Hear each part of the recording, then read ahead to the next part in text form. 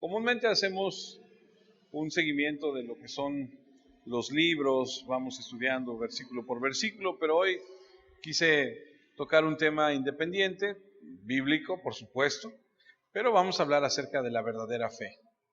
Así que, si está listo, acompáñeme por favor a Santiago 5. Vamos a ir a Santiago 5, versículos 19 y 20, de donde vamos a analizar lo que el día de hoy vamos a estar hablando. Santiago capítulo 5, versículo 19 dice: hermanos, si alguno de entre vosotros se ha extraviado de la verdad y alguno le hace volver, sepa que el que le haga volver al pecador del error de su camino, dice la Escritura, salvará de muerte un alma y cubrirá multitud de pecados. La Escritura en esta mañana en Santiago, desde donde vamos a partir nuestro estudio, nos dice primeramente que le habla a los hermanos.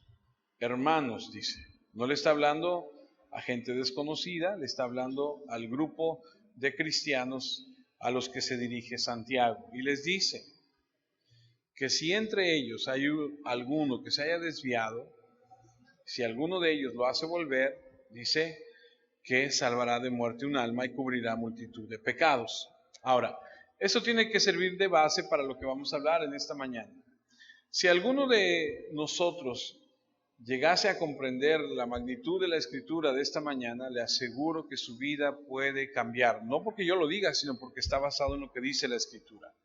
Si algo es claro en la Escritura es que solo hay una forma correcta de conocer a Dios, ¿cierto? Solamente a través de Jesucristo es que se puede conocer la verdad de Dios Padre, a través de su palabra. Pero existe y es real el enemigo de nuestras almas, el mentiroso, el que anda como león rugiente, Satanás, enemigo de Dios, hará todo en su poder para falsificar el camino verdadero a la salvación. Y una de las estrategias más destacadas que tiene Satanás es hacer creer a la gente que lo que hace, que lo que piensa está bien. Una de las estrategias de Satanás que él usa con mayor frecuencia, y que por cierto, recuerden que Satanás es padre de mentira, es hacer creer al mundo que tiene una salvación cuando en realidad no la tiene. Cuando en realidad lo que tiene es una salvación falsa. Acuérdense que Satanás, dice la Escritura, que se disfraza como ángel de luz. Ante todo, como si fuera un ángel de luz, y su objetivo es crear dentro de la religión un sistema que no salva. Y entonces tenemos gente en las iglesias que cree que es salva cuando en realidad no es salva. Tenemos gente que está engañada de tal forma que dice, no, pues yo voy a la iglesia, pues yo leo la Escritura, pues yo hago esto aquí y allá, y pues creo que soy salvo. Y entonces esa es una de las estrategias favoritas de Satanás. Por eso le decía que es sumamente importante comprender este panorama.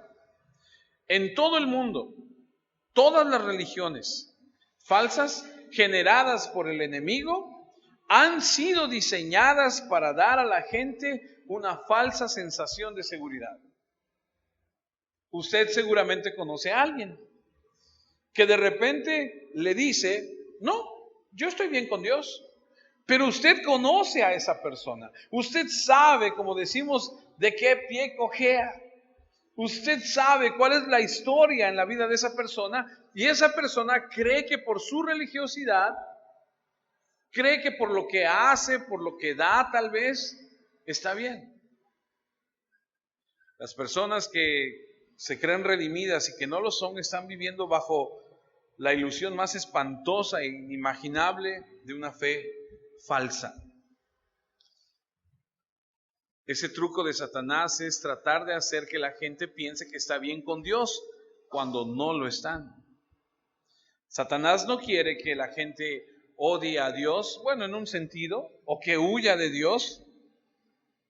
Lo que Satanás quiere lograr, escuche lo que le voy a decir, es que la gente vaya al Dios, y lo digo con D minúscula, al Dios equivocado,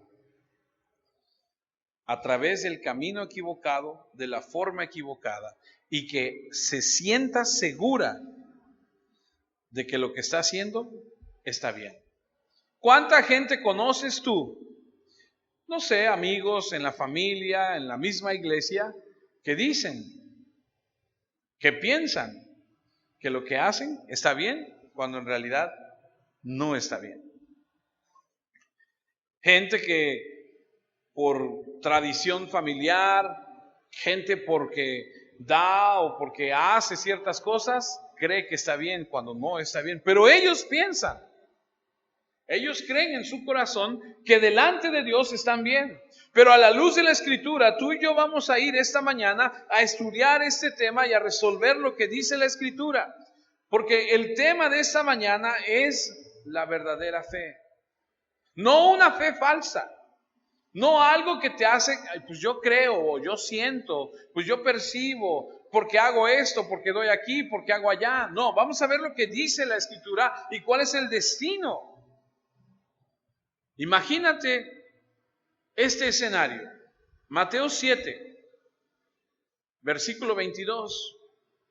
A donde un día, dice la Escritura, hablando el Señor Jesús en Mateo 7, 22, muchos me dirán, dice la Escritura, en aquel día, ¿cómo? Señor, Señor, ¿no profetizamos en tu nombre y en tu nombre echamos fuera demonios y en tu nombre hicimos muchos milagros?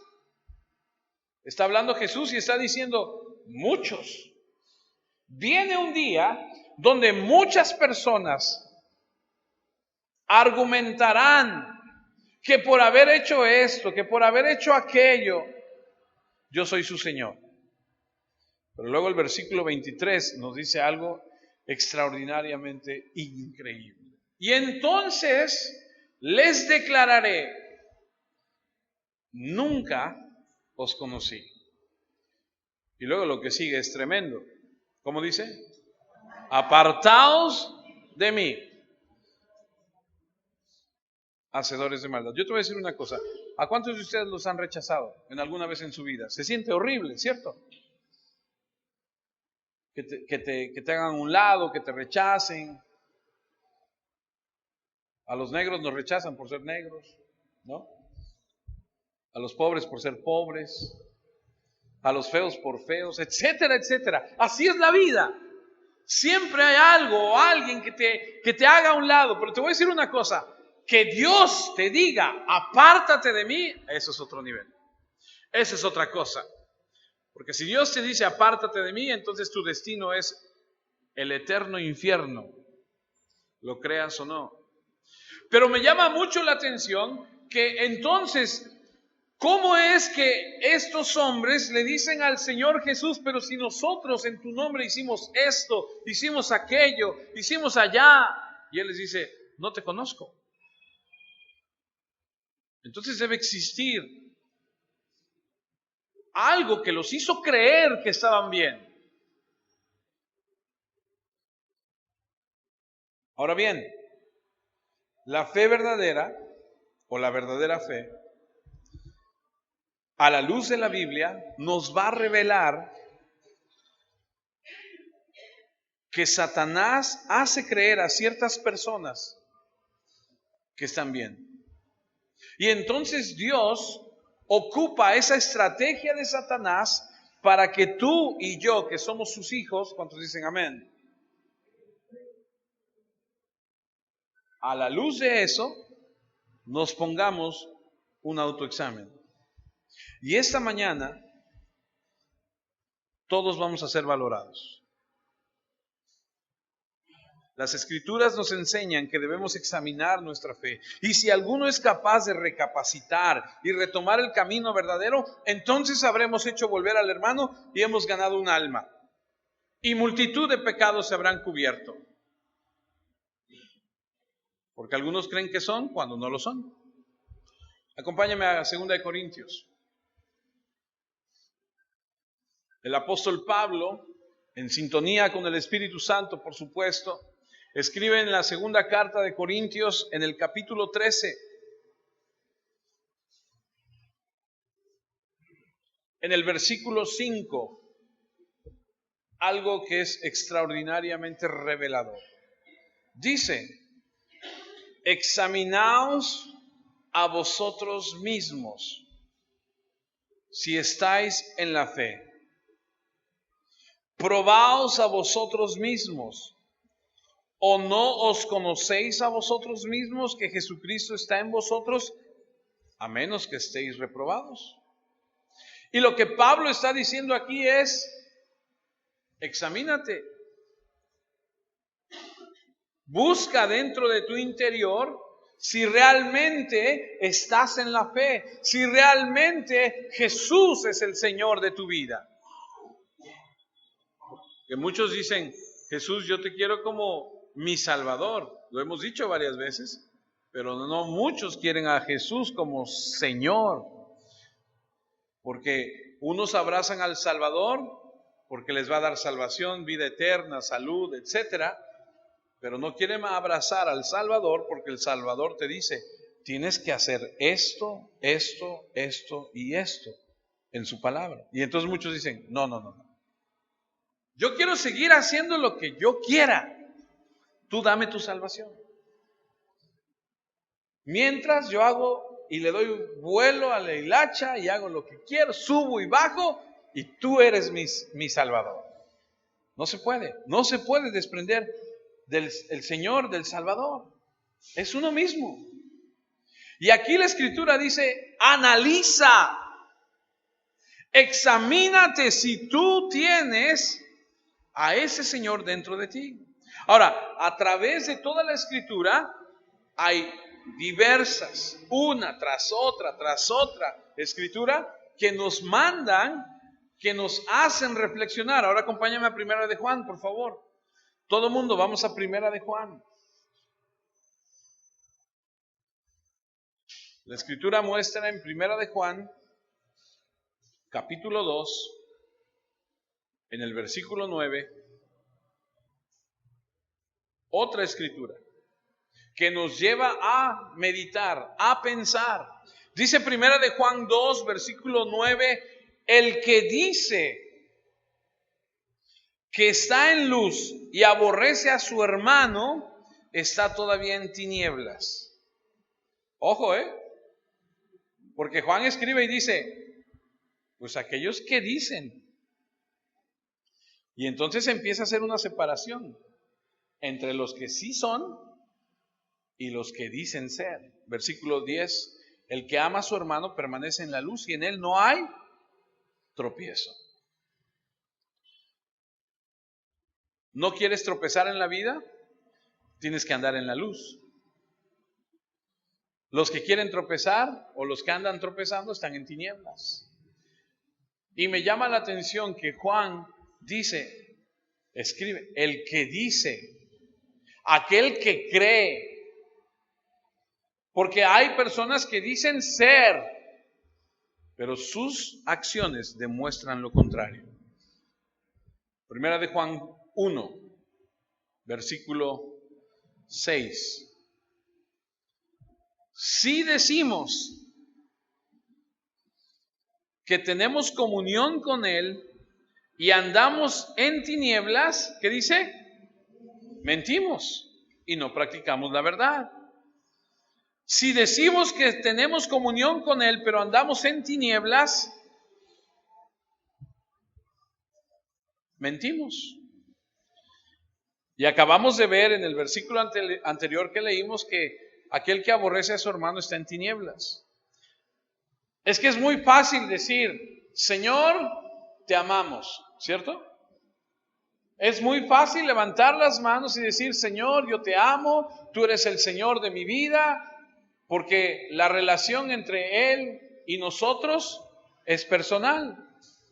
Y podemos aparentar ser muy religiosos, podemos aparentar ser muy piadosos, venir a la iglesia, estar presentes, diezmar, orar, leer la palabra, pero Dios, que conoce el corazón de cada uno de nosotros, escribe en su palabra y dice, no te engañes.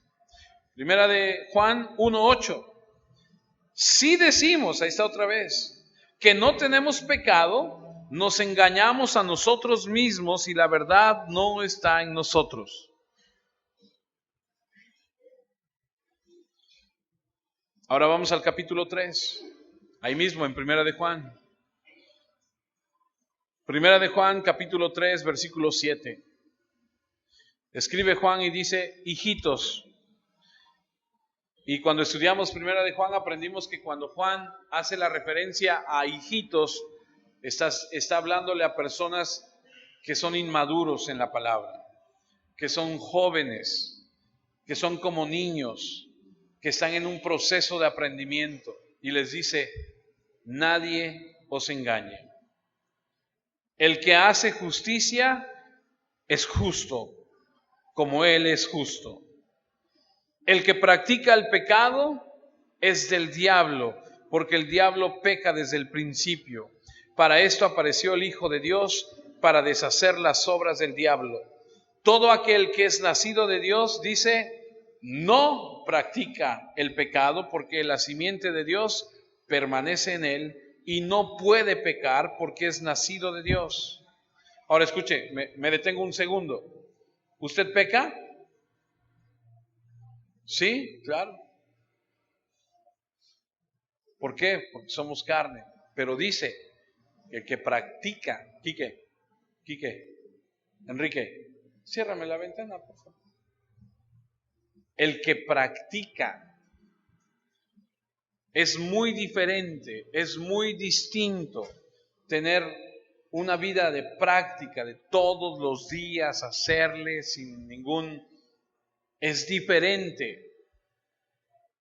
Tú y yo pecamos, claro que pecamos, somos carne y fallamos, pero es diferente hacerlo continuamente, conscientemente, todos los días, en el sentido de estar conscientes de... En esto se manifiestan, versículo 10, los hijos de Dios y los hijos de Él. ¿Y los hijos de Él? Diablo.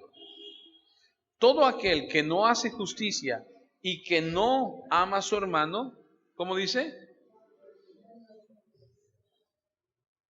No es de Dios. Es así de fácil. Hay dos familias en esta tierra. No son los Gutiérrez, no son los Hernández. Hay dos familias. O eres hijo de Dios o eres hijo del diablo. Es así de fácil. Es así de sencillo. Dice la Escritura, en esto se manifiestan los hijos de Dios y los hijos del diablo. Todo el que no hace justicia y que no ama a su hermano no es de Dios. Así que vamos poniendo las cartas sobre la mesa. Si tú dices ser cristiano, si tú dices tener una verdadera fe y odias a tu hermano, estás equivocado. No se puede. Debes perdonar. Versículo 11, porque ese es el mensaje que habéis oído desde el principio, que nos amemos unos a otros, no como Caín, que era del maligno y mató a su hermano. ¿Y por qué causa le mató? Porque sus obras eran malas y las de su hermano justas. Es decir, ¿por qué mató Caín a Abel? Porque Caín le dio envidia y Caín lo mató porque él era malo y aquel era bueno. Primera de Juan 4. Primera de Juan 4, 4 al 6. Hijitos, ustedes son de Dios y por esto ya han derrotado a los enemigos de Cristo, porque el que está en ustedes es más grande que el que está en el mundo. Ellos son del mundo, hablan de lo del mundo y el mundo les hace caso. Pero nosotros somos de Dios y el que conoce a Dios hace caso de lo que decimos. Pero el que no conoce a Dios no nos hace caso. Yo le pregunto una cosa. ¿Usted hace caso de lo que Dios dice? No me conteste, usted medítelo. ¿Usted hace caso de lo que Dios dice? Si Dios le dice perdona, ¿usted perdona? Si Dios le dice haz esto, ¿usted va y lo hace?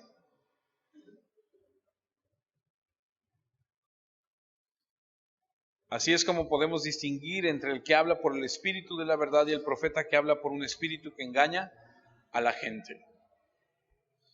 Sigo en Juan, primera de Juan 5, aunque no es un estudio de Juan, sigo ahí.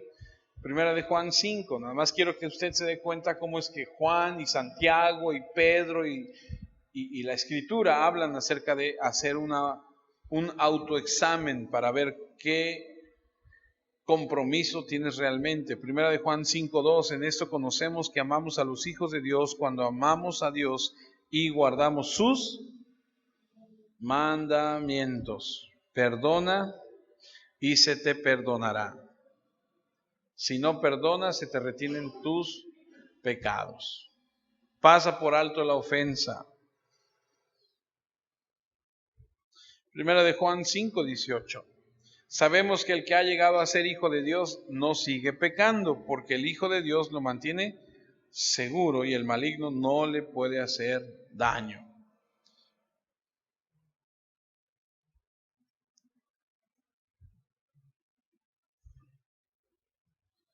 No sigue pecando. Ahora vamos a Pedro, acompáñame a Segunda de Pedro. Segunda de Pedro. Segunda de Pedro, capítulo 1, versículo 3.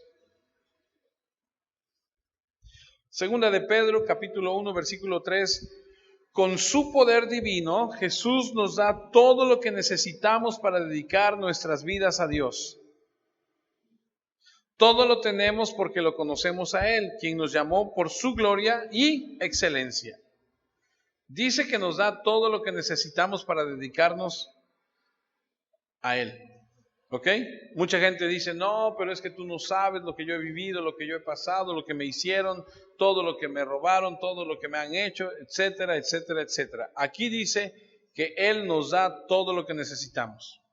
La capacidad de perdonar, la libertad, etcétera, etcétera.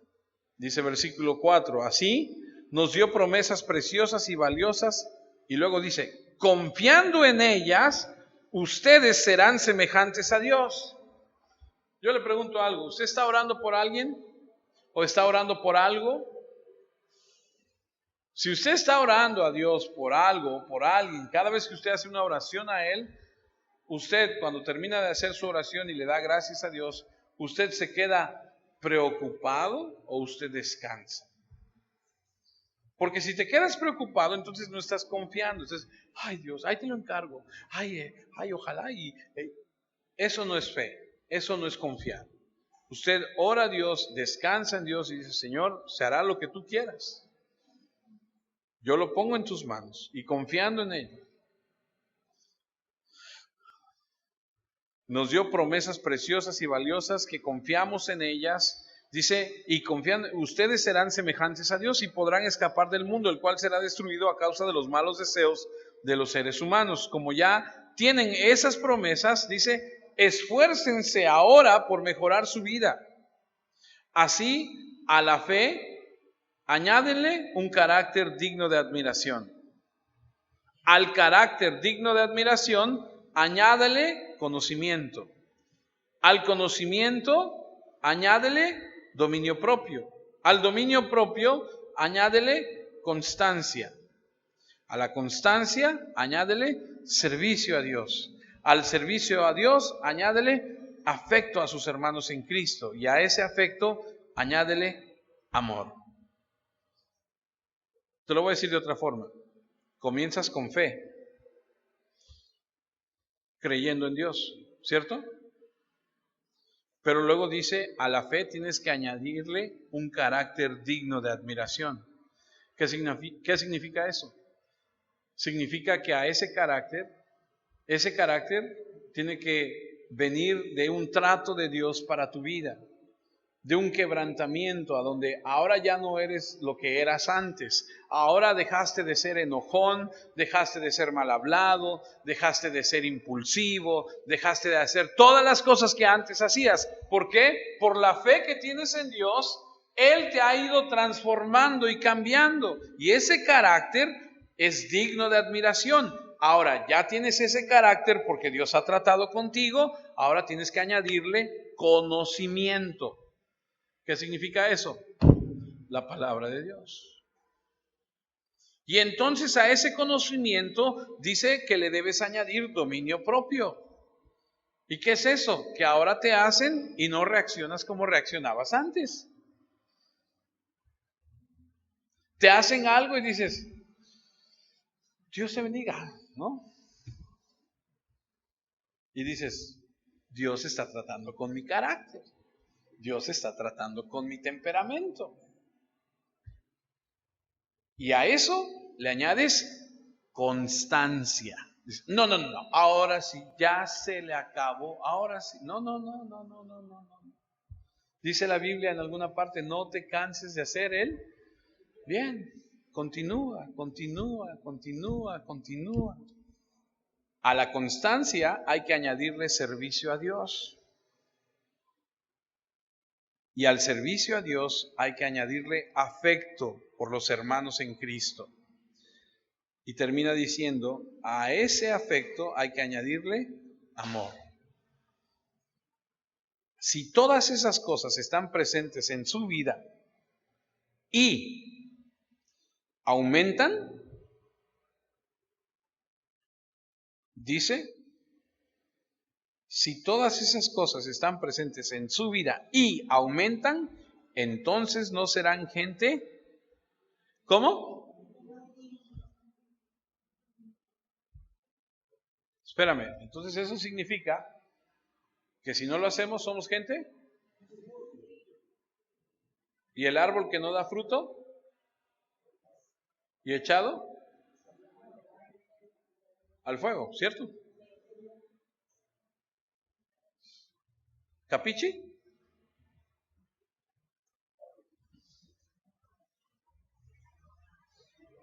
No, yo soy cristiano de abolengo, tengo 30 años de ser cristiano.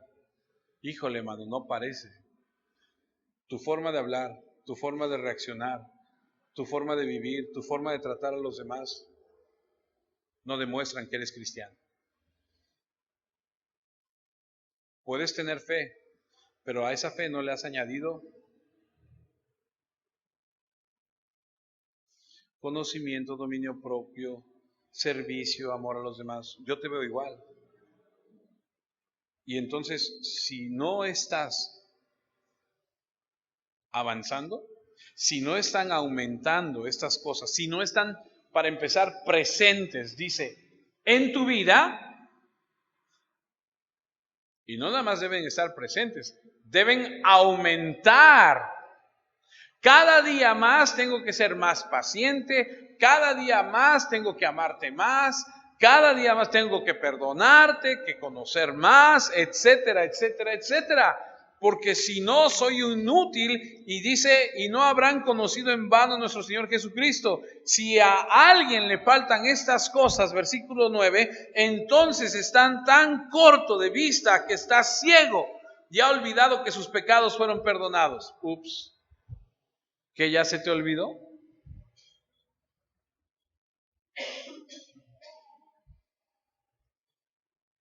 ¿Ya se te olvidó cómo andabas de miserable y de mal antes de llegar a Jesucristo? ¿O que ahora ya te sientes el super chubidubis cristiano?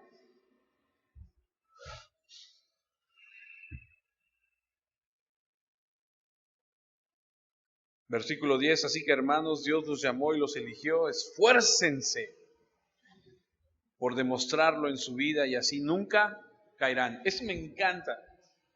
¿No quieres caer? ¿No quieres tropezar? Esfuérzate. No, Señor, yo no quiero tropezar, yo no quiero caer. Esfuérzate. ¿Sabes qué significa esforzarse? Poner atención a lo que haces, dedicarle tiempo a lo que estás haciendo.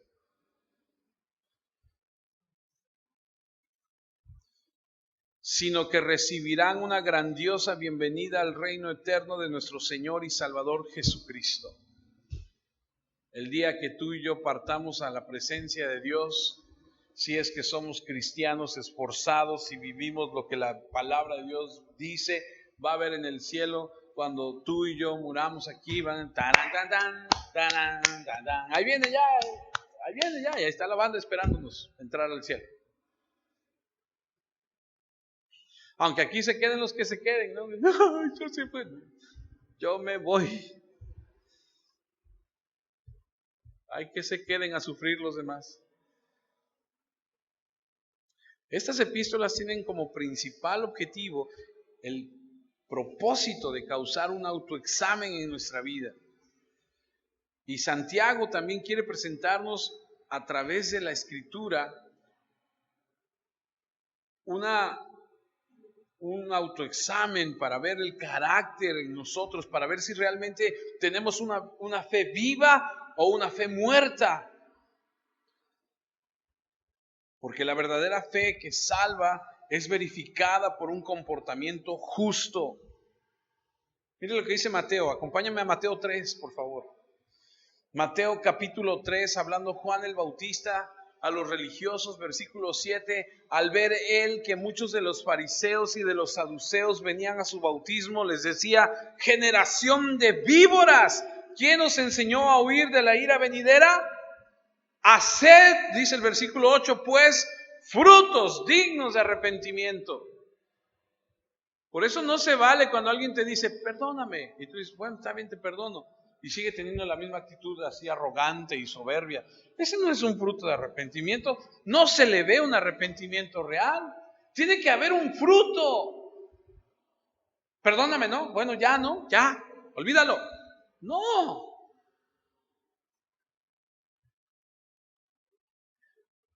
El verdadero arrepentimiento es verificado por obras de justicia. Juan 15, versículo 8. En esto es glorificado mi Padre, en que llevéis mucho fruto y seáis mis discípulos, que obedecen, que lo que yo les digo van y lo hacen, que tienen fruto. ¿Cuál es el fruto del Espíritu Santo?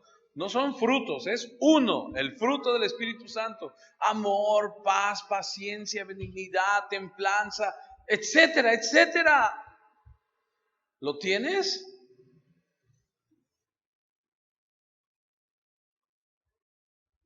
Pablo, en su defensa ante el rey Agripa, ya en Hechos 26, versículo 19, por lo cual, oh rey Agripa, no fui rebelde a la visión celestial, sino que anuncié primeramente a los que están en Damasco y Jerusalén y por toda la tierra de Judea, y a los gentiles que se arrepintiesen y convirtiesen a Dios, haciendo obras dignas de arrepentimiento.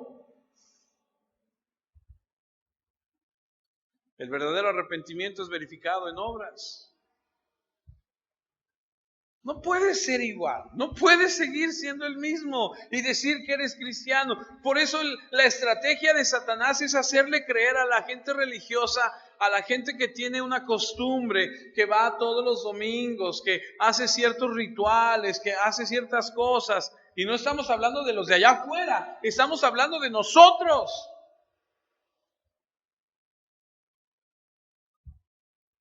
Efesios 2:10 dice: porque somos hechura suya, creados en Cristo Jesús. ¿Para qué? ¿Para qué? Y entonces, ¿por qué haces malas obras? Las cuales Dios preparó de antemano para que anduviésemos en ellas. Tito, capítulo 2, versículo 11. Porque la gracia de Dios se ha manifestado para salvación a todos los hombres. La gracia. Versículo 12. Enseñándonos que renunciando a la impiedad, ojo, renunciando a la impiedad y a los deseos mundanos, vivamos en este siglo sobria, justa y piadosamente. Y conocemos cristianos, o bueno, gente que se dice cristiana, que no viven así.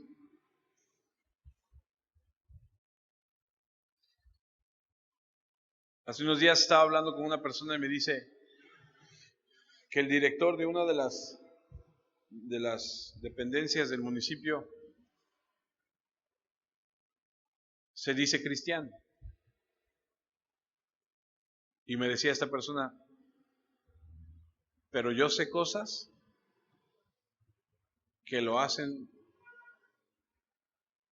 hacen dudar seriamente que sea cristiano, por lo que hace y por lo que intenta hacer.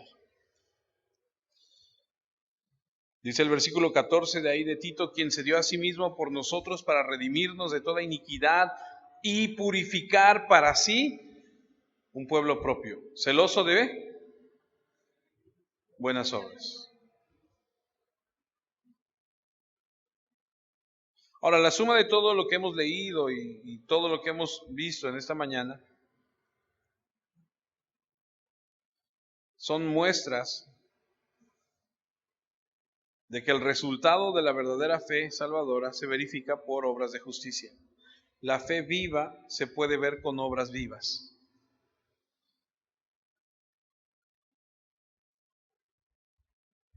Ojo, Satanás engaña a la gente, le hace creer que sí cuando no, y esa fe no salva.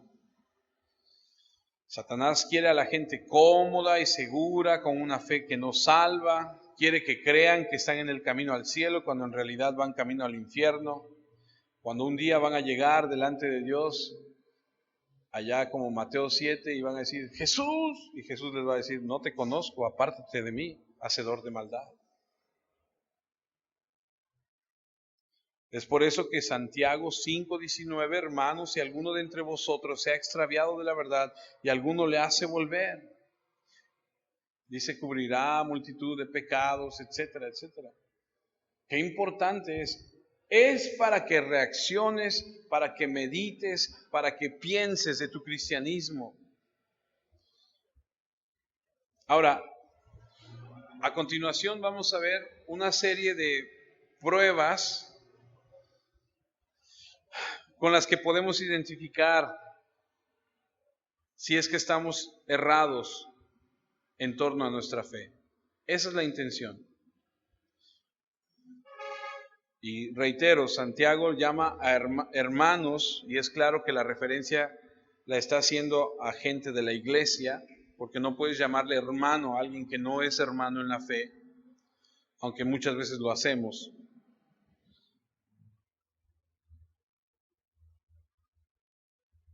Prueba número 1. La perseverancia en el sufrimiento. ¿Quieres saber si tienes una fe verdadera? Dime cómo reaccionas cuando estás sufriendo.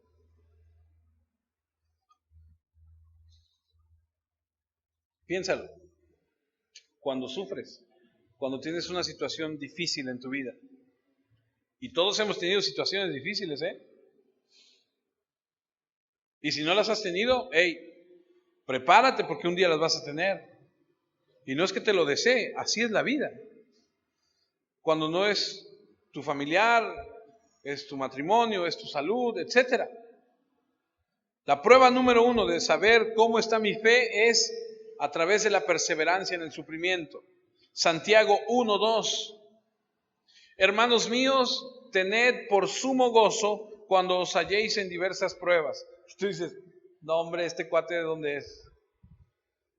¿Cómo quiere que esté? No dice gozoso, dice con sumo gozo. ¡Yupi, yay! Me está yendo re mal.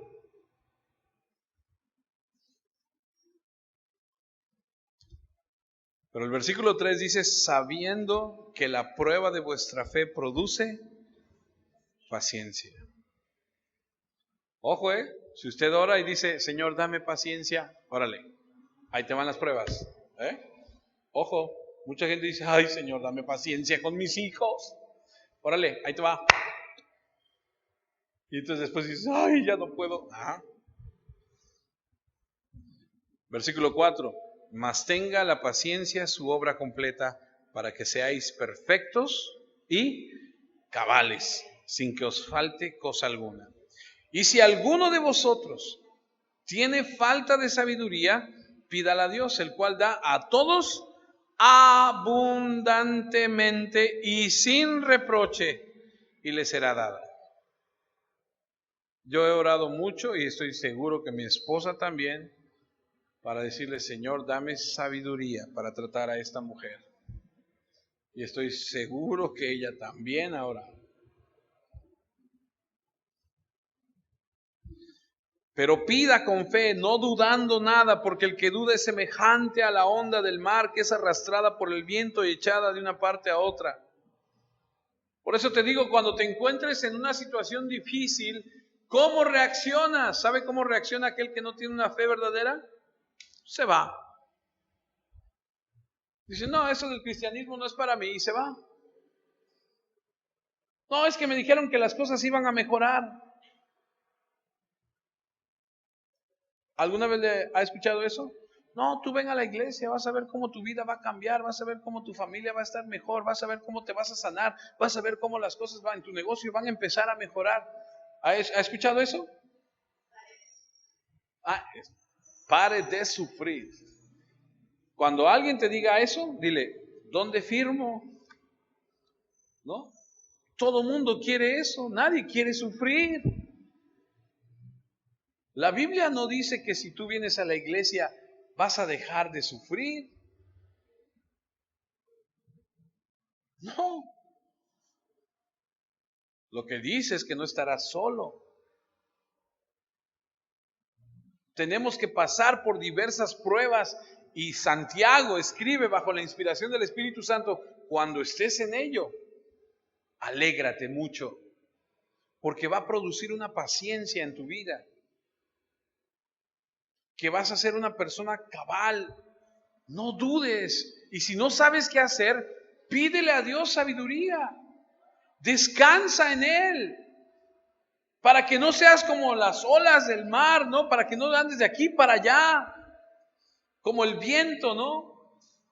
Dice el versículo 7, no piense pues quien tal haga que recibirá cosa alguna del Señor. El hombre de doble ánimo es inconstante en todos sus caminos. Empieza algo en la escuela y, no, ya no quiero, y lo deja. Ahora estudia aquello y, no, ya no me gustó, y lo deja. Empieza un trabajo, no, lo deja. Empieza aquí, no.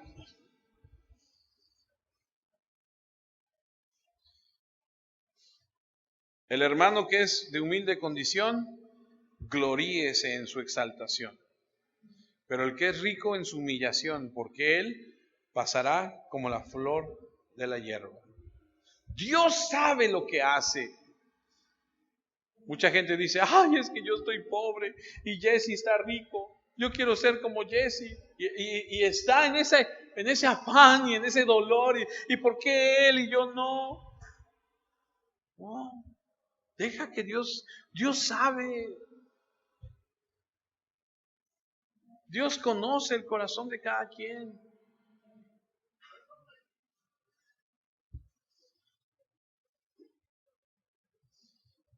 Versículo 12. Bienaventurado el varón que soporta la tentación, porque cuando haya resistido la prueba recibirá la corona de vida que Dios ha prometido a los que le aman.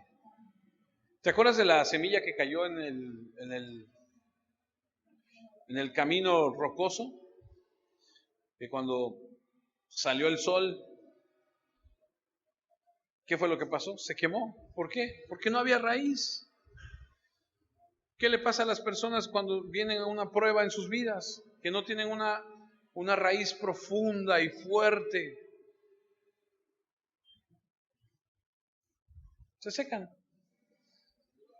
Los ves muy contentos, y bien animados y todo. Y cuando viene la prueba, si eres creyente tendrás alegría, tendrás que perseverar y solamente así saldrás victorioso. Pero si vacilas y abandonas, escucha, se va a marchitar, vas a morir porque no tienes una fe verdadera. La perseverancia es un signo de una fe verdadera. La perseverancia es un signo de una fe verdadera. Son muchas pruebas, no les voy a dar todas, tal vez la próxima semana las veamos, todas. La número 2, ¿puedes ponerla, por favor? La número 2, la culpa en la tentación. El versículo 13 de Santiago dice, cuando alguno es tentado, no diga que es tentado de parte de Dios, porque Dios no puede ser tentado por el mal, ni Él tienta a nadie. ¿Pero por qué alguien diría algo así? Bueno, no te voy a decir por qué. Porque nadie quiere aceptar la responsabilidad de su pecado.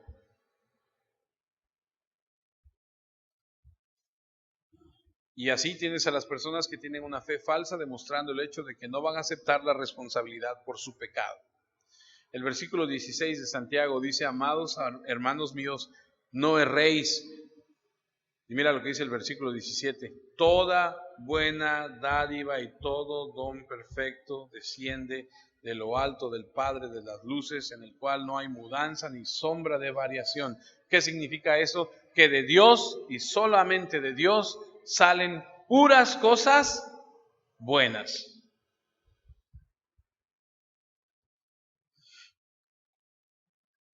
¿Te acuerdas cuando Adán culpó?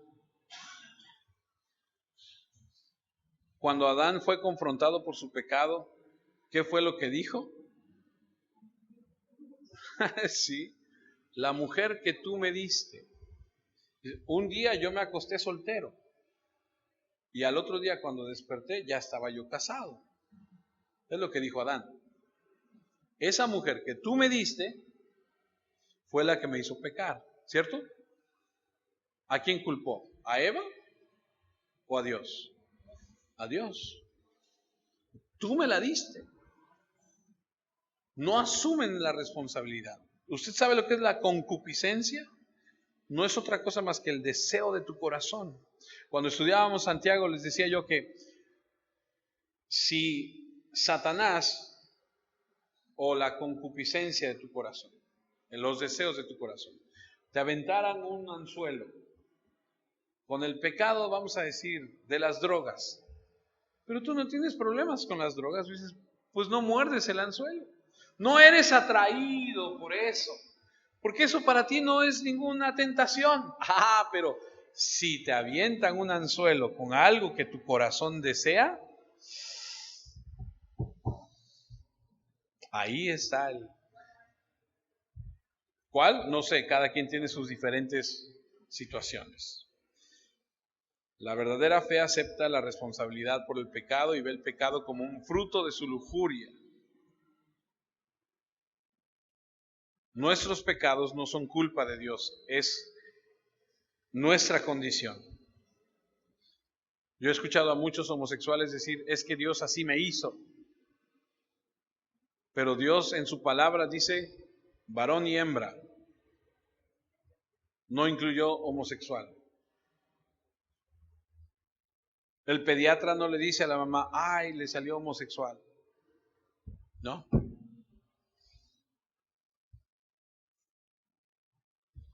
El pecado no desciende de Dios, viene de la concupiscencia del corazón, y la prueba de la culpa en la tentación es una buena prueba de una fe verdadera.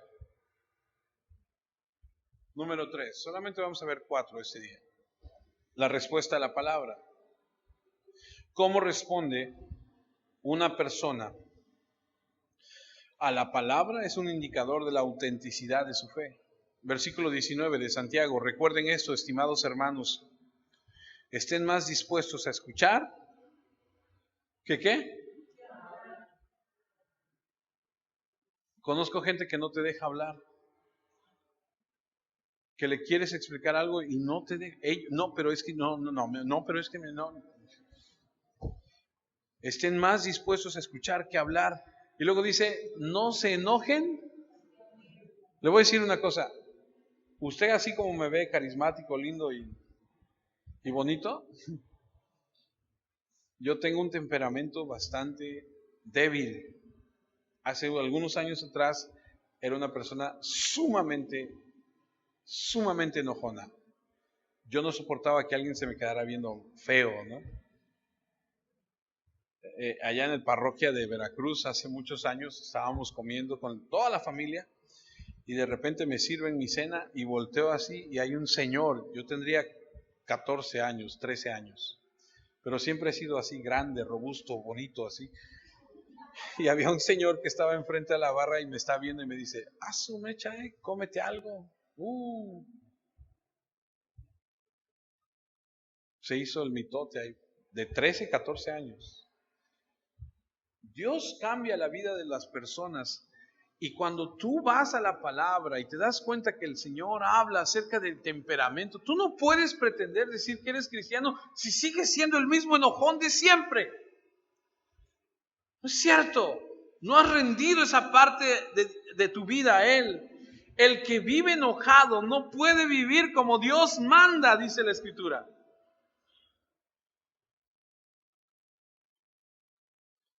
Por eso dejen toda esa mala conducta y todo el mal que tanto los rodean y acepten con humildad el mensaje que Dios ha puesto en cada uno de ustedes.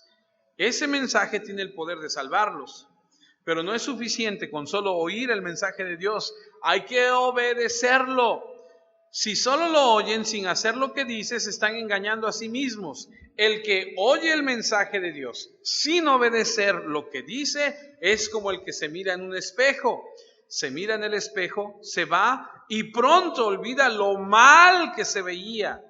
Por el contrario, el que se fija bien en la ley perfecta, la que libra a la gente y la pone en práctica, en lugar de ser un oyente olvidadizo, será afortunado en lo que hace. Si alguien se cree religioso, pero no controla sus palabras, se engaña a sí mismo y su religión no vale nada. La religión pura y sin contaminación que Dios sí acepta es esta: ayudar a los huérfanos y a las viudas en sus dificultades y no dejarse influenciar por la maldad del mundo. Muchos dicen, yo ayudo a los huérfanos, yo ayudo a las viudas, yo le doy a los viejitos de Maús, yo les llevo cada 15 días una despensa. Sí, nada más que la última parte del versículo dice, no dejarte influenciar por la maldad del mundo. Y ahí es a donde patinan muchos. Y por último, la prueba número 4 es amor imparcial. Santiago 2, versículo 1. Hermanos míos, que vuestra fe en nuestro glorioso Señor Jesucristo sea sin acepción de personas. Porque si en vuestra congregación entra un hombre con anillo de oro y ropa espléndida, y también entra un pobre con vestido andrajoso, y miráis con agrado al que trae la ropa espléndida y le decís, siéntate tú aquí en buen lugar, y decís al pobre, estate tú allí en pie o siéntate aquí bajo mi estrado, pues ¿qué es eso, no? O sea, aquel que es cristiano, ¿cómo puede amar a uno y a otro no? Esto quiere decir que en la forma en que tratamos a alguien o a los demás es un signo de nuestro amor, y esa es una marca de la salvación. Esto nos sirve para darnos cuenta qué rumbo está llevando nuestra vida. No somos perfectos, no tenemos vidas perfectas, pero sí tenemos un parámetro. Tenemos que ver qué dice la Escritura y tenemos que vivir de acuerdo a lo que dice la Escritura. Termino nada más compartiendo con ustedes las diferentes pruebas que hay en el libro de Santiago. Por ejemplo, Santiago habla de que la fe sin obras es muerta. Habla acerca de la lengua, que es otra de las pruebas. Habla acerca de la sabiduría. de la indulgencia mundana, de aquellos que se quieren justificar. Habla de la paciencia, habla también de la verdad y también de tener un espíritu de oración. Pruebas que nos permiten darnos cuenta si somos realmente personas con una fe que salva y no meramente personas que creen tener una fe verdadera. Que Dios nos ayude para entender la diferencia. Incline su rostro y acompáñeme a orar. Bendito Padre, amado Señor, en este momento, junto con mis hermanos, te doy gracias primeramente por tu palabra, porque nos enseñas, nos muestras, nos llevas, Señor, a conocer tu verdad. Y se cumple tu escritura donde dice, conoceréis la verdad y la verdad os hará libres de todo engaño, de toda mentira, de toda artimaña, Señor, del enemigo. Oro porque cada uno de mis hermanos y de aquellas personas que escuchen, Señor, tu palabra, este mensaje, puedan, Señor, hacer un autoexamen de sus vidas y puedan reconocer la necesidad tan grande que tenemos cada uno de nosotros de ti. Perdóname si he creído que soy tu hijo cuando en realidad no lo soy. Si he dicho que te amo, pero odio a aquel que es tu hijo. Ayúdame. Ayúdanos a todos. Ayúdanos a vivir de manera que te agrades de nuestra vida. A ti sea toda la gloria, la honra y el reconocimiento, porque no hay nadie que merezca, Señor, esto más que tú.